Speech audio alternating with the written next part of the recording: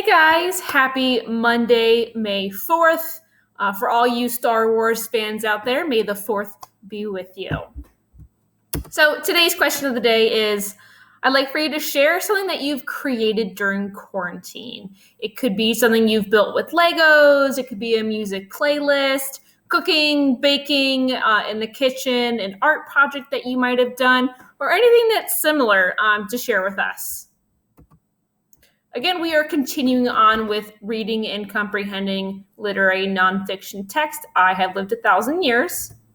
And really today, I'm just going to recap chapters 37 and 38, and then you guys are finishing the book today. So you're going to read chapters 39 through 40, which is pages 214 to 223. And then for today, I just have one of the quizzes comprehension questions for you guys to accomplish. And then if you have any other assignments that you want to work on, that is definitely a good time for you to work on any missing assignments. So chapter 37 is called Freedom at Last. And this is when they're still in the boxcar. They've been traveling. The Germans kind of tricked them, and many people got injured because they pretended to be the Red Cross. And so they actually end up at a train station in Sesutba. And many people are wounded and weak. A couple people that they're traveling with named Lily and Irene end up dying from their wounds. And finally, when the doors open, these people start talking to them and they don't understand what they're saying, but they realize that they're actually Americans and that this is finally the time that they are being liberated. The German officers surrendered and they were arrested. And so the Americans help them off the train because, again, they're weak, they're wounded, and they need help. And the people that of the train station that they arrived in are so stunned by their appearance. They even thought that Ellie was 62 years old. We know that she's only 14 years old at this point. And so it really shows you, again, what physical conditions they were in after all of this time. And then chapter 38, this one is called Homecoming. So it's all about them trying to travel and finally get home. So in June, so they actually stay there for over a month because they landed there at the end of April. So in June, military trucks come to transport the Jews to be repatriated. And this means that people are being sent back to their home countries. So again, they will be repatriated to Czechoslovakia with their new belongings. I think they gave them like a duffel bag. They had some blankets with them, 2 smaller bundle of sheets, and 3 army blankets. And that's what they're traveling with. And so they actually arrive in Pilsen, Czechoslovakia, but they need to get to Bratislava, which is way further east. And so they get to a train station that's going to take them there. They stay there overnight, and they're going to leave next day at noon. And they actually get to spend the night in a spacious luxury of an empty wagon. We know when they were traveling during the Holocaust, through everything, they actually were on just the boxcars. So they're actually in the nice cabins, and they actually have some other refugees with them as well, all traveling together. So once they get to Bratislava, Ellie, Laura, and Bubby spend a few days there, and then a farmer actually agrees to take them home. And so their hometown, which was originally called, if you guys remember from the beginning of the book, it was called Samorja, but now the name is changed to Samarin. So I can imagine it would be like to come home and have your town have a completely new name. Okay, so this is a little bit longer chapter, so I'm going to continue with this. Ellie, Mother, and Bubby finally arrive home.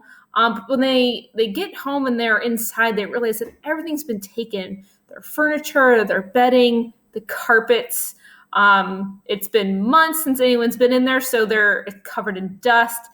And unfortunately, there was human excrement or waste in a pile in each room. So their home really doesn't quite feel like home because it is just a mess.